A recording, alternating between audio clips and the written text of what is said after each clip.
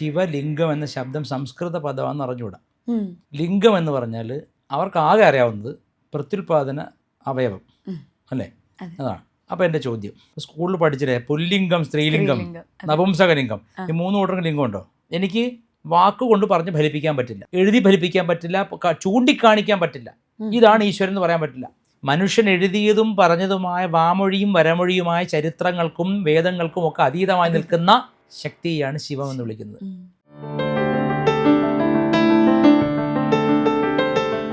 ഗുരുജി, നമ്മൾ ഹൈന്ദവ വിശ്വാസികൾക്കിടയിൽ ഏറ്റവും പ്രാധാന്യമേറിയ അല്ലെങ്കിൽ നമ്മൾ പ്രാധാന്യം കൊടുക്കുന്ന ഒരു ആരാധന മൂർത്തിയാണ് ഭഗവാൻ ശിവൻ എന്ന് പറയുന്നത്.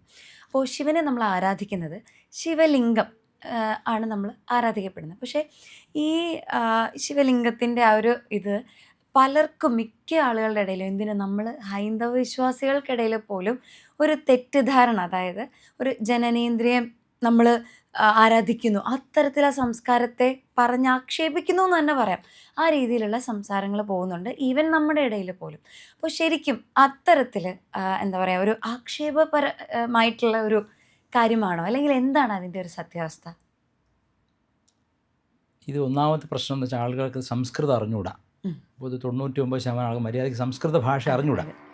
ശിവലിംഗം എന്ന ശബ്ദം സംസ്കൃത പദമാണെന്ന് അറിഞ്ഞുകൂടാ.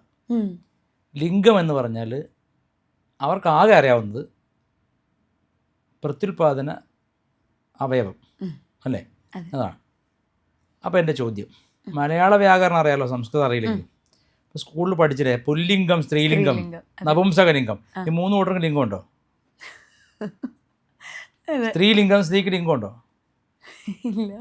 അപ്പോൾ എന്താ അതിൻ്റെ അർത്ഥം?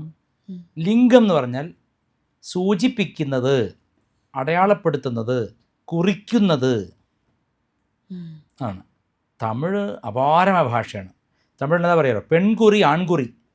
പെണ്ണിനെ കുറിക്കുന്നത്, ആണിനെ കുറിക്കുന്നത്, നപുംസകത്തെ കുറിക്കുന്നത്, കുറിക്കുന്നതാണ് ലിംഗം. ആൺകുറി എന്ന് പറഞ്ഞാൽ ആണിനെ കുറിക്കുന്നത്, അത് ലിംഗത്തിന് പറയുന്ന മറ്റൊരു പേരാണ് തമിഴിൽ. പെൺകുറി അങ്ങനെ പറയും. പിന്നെ ഈ ശിവലിംഗം എന്ന് പറഞ്ഞാൽ ശിവനെ കുറിക്കുന്നതാവാം, ശിവത്തെ കുറിക്കുന്നതാവാം. ശിവം എന്നതിനെ കുറിക്കുന്നത്. ശിവം എന്ന് പറഞ്ഞാൽ എന്താണ്? ആത്മസ്വരൂപം, മംഗളസ്വരൂപം അല്ലേ, ഈശ്വരൻ, അല്ലെങ്കിൽ രൂപം കൊണ്ട് അടയാളപ്പെടുത്താൻ പറ്റാത്ത ഒന്ന്. നമുക്കറിയാം കൃഷ്ണന് രൂപം അടയാളപ്പെടുത്തിയാണ് ആരാധിക്കുന്നത്. രാമൻ, കൃഷ്ണൻ, ലക്ഷ്മി, എല്ലാത്തിനും രൂപമുണ്ട്.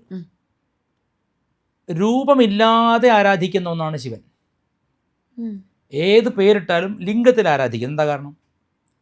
ഏതൊന്ന് വാക്കുകൊണ്ട് പറഞ്ഞറിയിക്കാൻ പറ്റുകയില്ലയോ, വാക്കുകൊണ്ട് കുറിക്കാൻ പറ്റാത്തത് ശിവൻ കുറി. ലിംഗ്യത്തെ, അതായത് എനിക്ക് വാക്കുകൊണ്ട് പറഞ്ഞ് ഫലിപ്പിക്കാൻ പറ്റില്ല, എഴുതി ഫലിപ്പിക്കാൻ പറ്റില്ല, ചൂണ്ടിക്കാണിക്കാൻ പറ്റില്ല. ഇതാണ് ഈശ്വരൻ എന്ന് പറയാൻ പറ്റില്ല.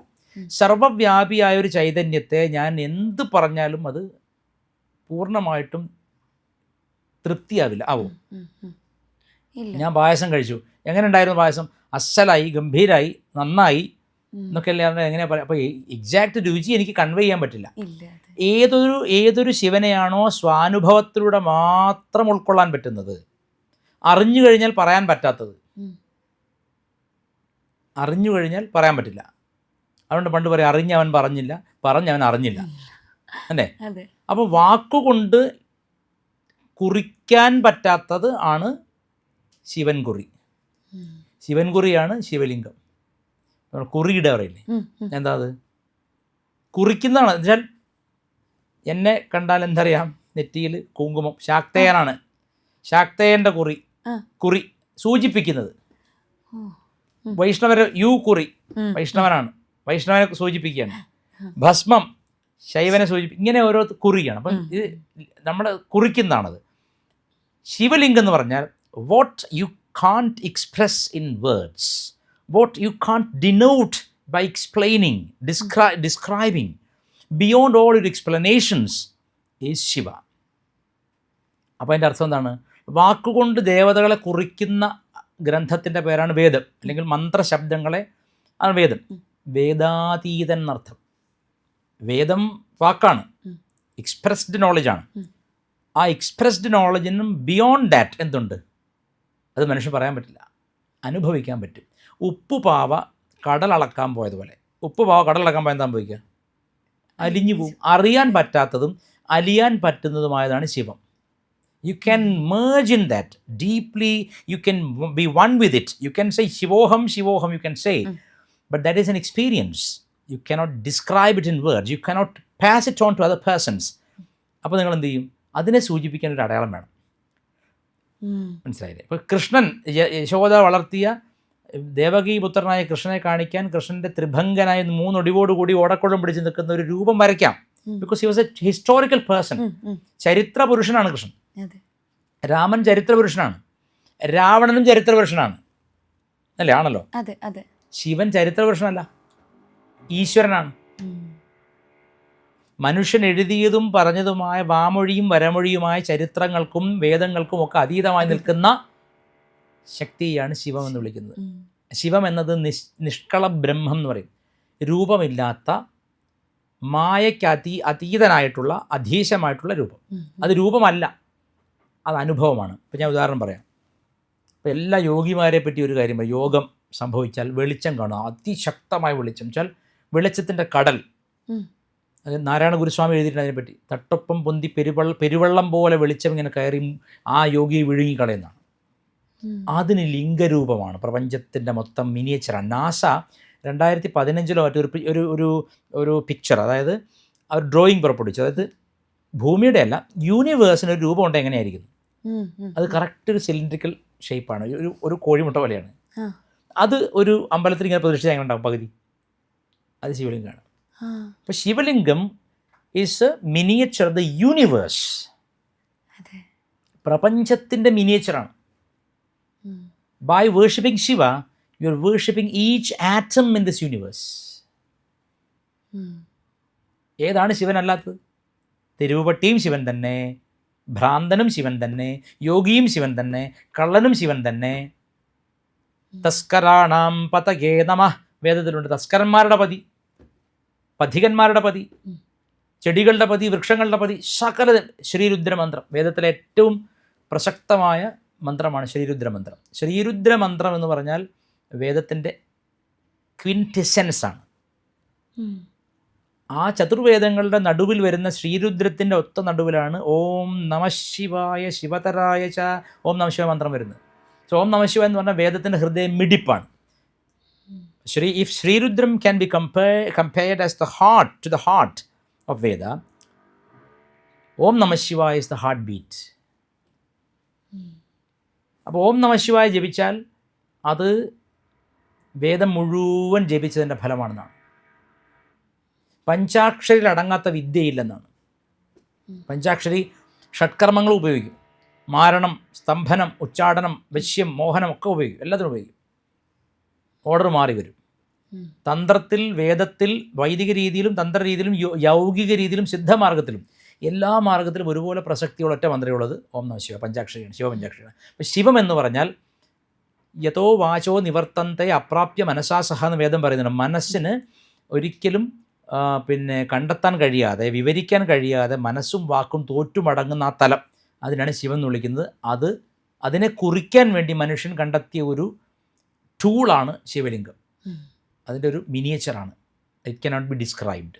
അതാണ്. അപ്പോൾ നമ്മൾ ആരാധിക്കുന്ന ഈ ശിവലിംഗത്തിൻ്റെ ഘടന ശരിക്കും അപ്പോൾ എന്താ? അത് പ്രപഞ്ചത്തിൻ്റെ മിനിയേച്ചറാണത്. പിന്നെ 5 വിരലെടുക്കുക, തള്ള വിരലടക്കം ലിംഗരൂപമല്ലേ. ഇത് മാത്രമാണോ ഇവൻ കാണുന്നത്? അരയ്ക്ക് താഴെ മാത്രമാണോ? അരയ്ക്ക് താഴെ ബ്രെയിനുള്ള ആളുകളുണ്ട്. വൃഷണത്തിൽ തലച്ചോറുള്ളവരുണ്ട്. അവർക്ക് തോന്നും എൻ്റെ ലിംഗം തന്നെയാണ്. അതിലും തെറ്റില്ല കേട്ടോ. ശിവൻ അതും ശിവനാണ്. ശിവനല്ലാത്ത എന്താ ഉള്ളത്? ശിവനല്ലാത്ത എന്താ ഉള്ളത്? നിൻ്റെ പ്രത്യുൽപാദന യന്ത്രവും ശിവൻ തന്നെയാണ്. പക്ഷെ അത് മാത്രമാണ് ശിവൻ എന്ന് പറയാഞ്ഞാൽ മതി. അത് പറഞ്ഞുകൊണ്ട് ശിവനൊരു മോശമില്ല കേട്ടോ. നീ അടക്കമുള്ള എല്ലാവരും ഉണ്ടാക്കിയത് പിന്നെ മണ്ണിൽ കുഴിച്ചിട്ടില്ലല്ലോ.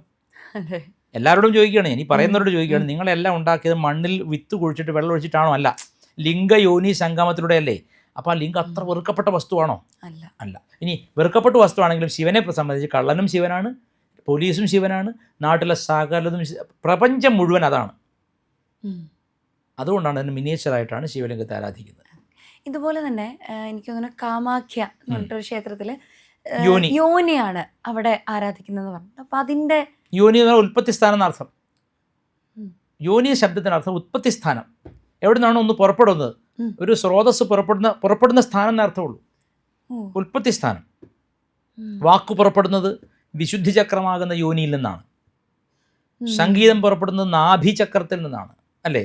നാഭി ഹൃത്കണ്ഠരസന എന്നാണ് ത്യാഗരാജസ്വാമികൾ എഴുതി, അല്ലേ? അപ്പോൾ നിങ്ങളൊരു കാര്യത്തെപ്പറ്റി ചിന്തിച്ച് ഒരു ശാസ്ത്രീയമായ ഒരു കാര്യം കണ്ടെത്തുന്ന ബ്രെയിനിൻ്റെ അകത്തുനിന്നാണെങ്കിൽ നിങ്ങളുടെ ബ്രെയിൻ അവിടെ യോനിയായിട്ടാണ് വർത്തിക്കുന്നത്.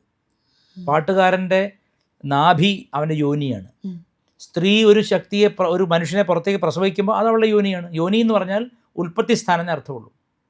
പിന്നെ ശിവക്ഷേത്രങ്ങളിലെല്ലാം ലിംഗയോനി ലിംഗം മാത്രം എവിടെയും നിലനിൽക്കുന്നില്ല.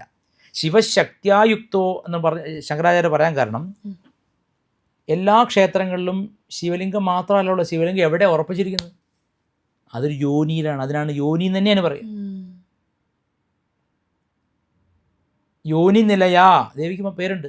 എന്താ കാരണം? വിശ്വോത്പത്തിയാണ് കാണിക്കുന്നത്. പ്രപഞ്ചം ഉത്പത്തി. അതായത് ശിവശക്തികൾ ആനന്ദഭൈരവനും ആനന്ദഭൈരവിയുമായിട്ട് നിരന്തര സംഭോഗത്തിലാണെന്നാണ് പറയുന്നത്. അതായത് ഇറ്റേണൽ കപ്പിൾസാണ് അവർ. നിരന്തരമായ സംഭോഗാനന്ദമാണ്. അത് നമ്മൾ വിചാരിക്കുന്ന മനുഷ്യരുടെ ഇടയിലുള്ള സംഭോഗമല്ല. ഒരു മനുഷ്യനും 24 മണിക്കൂറും ഭോഗിക്കാൻ പറ്റില്ല. എന്നാൽ എവിടെ എൻജോയ്മെൻ്റ് ഉണ്ടോ അതെല്ലാം ശിവശക്തി ഐക്യമാണെന്ന് പറയുന്നത്. അതായത് ജഗത് പിതാക്കളാണ്, സൃഷ്ടിയുടെ കാരണം അവരാണ്. പിന്നെ ശിവലിംഗത്തിൻ്റെ പ്രത്യേകത എന്താണെന്നറിയോ? മനുഷ്യൻ ഒരു സ്ത്രീയോട് ബന്ധപ്പെടുമ്പോൾ ലിംഗം യോനിക്ക് അകത്തേക്ക് അങ്ങോട്ട് പോവുകയാണ്. ലിംഗം മറയുകയാണ് അവിടെ യോനിക്കകത്ത്. യോനി മായയാണ്, ദേവി ശക്തി മായയാണല്ലോ. മായയ്ക്കകത്ത് മറയുന്നതാണ് മനുഷ്യലിംഗം, അജ്ഞാനിയുടെ ലിംഗം. ശിവലിംഗം പുറത്ത് കാണും. എന്താ കാരണം? നിവൃത്തിയാണ് കാണിക്കുന്നത്, ജ്ഞാനത്തെയാണ് കാണിക്കുന്നത്. മായയിൽ നിന്നും വിട്ടുവന്ന സിദ്ധനെയാണ് ശിവലിംഗമായിട്ട് കാണിക്കുന്നത്. അതുകൊണ്ട് സിദ്ധന്മാർ സമാധി ഇരുന്നാലും അവിടെ ശിവലിംഗം വയ്ക്കും, to represent that he has overcome Maya. അതാണ് ഈ രണ്ട് ലിംഗവും തമ്മിലുള്ള വ്യത്യാസം. ഇത് അജ്ഞാനിയുടെ ലിംഗമാണ് എപ്പോഴും ഇങ്ങനെ പെണ്ണിൻ്റെ പിന്നാലെ പോകുന്നത്. ശിവന്റെ ലിംഗം യോനിയിൽ നിവർത്തിച്ച് വരികയാണ്. ആ വ്യത്യാസം.